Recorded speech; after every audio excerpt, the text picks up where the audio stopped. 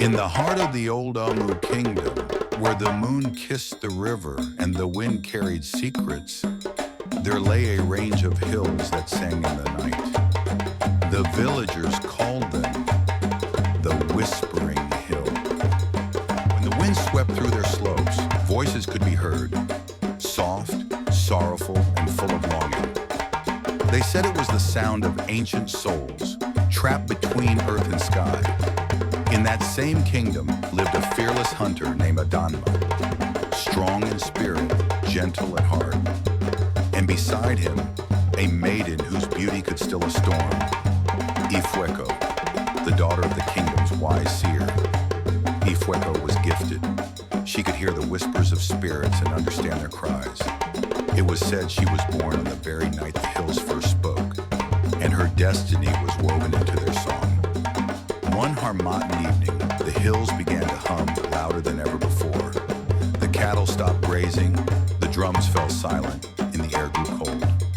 Then came the chief's messenger, breathless and pale. The river has turned black. The trees bleed red sap. The gods are angry. The seer cast her sacred shells, and her face fell. The curse of the hills awakens, she whispered. Only the one who hears their true song can bring peace again. That night, Ifueko dreamed of a woman made of mist standing atop the tallest hill.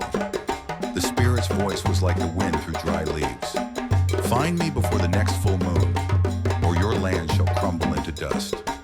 At dawn, Adanma took his bow and said, if the gods demand courage, then I shall give them mine.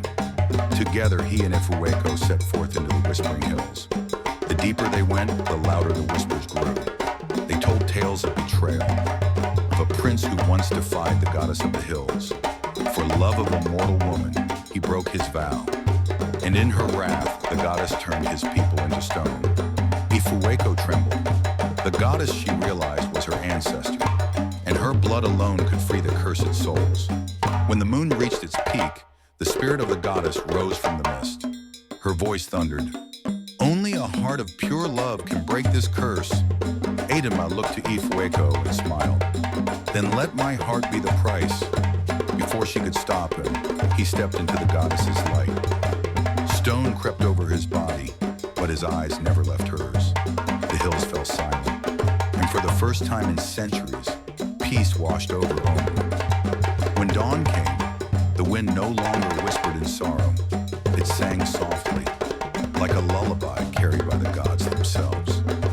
Ifueko wept, but her tears watered the hills, and green life returned once more. From that day, the people of Omu said the hills no longer whispered of pain, but of love's eternal promise. And on nights when the wind passes through Omu, they say you can still hear a voice calling softly, Adanma.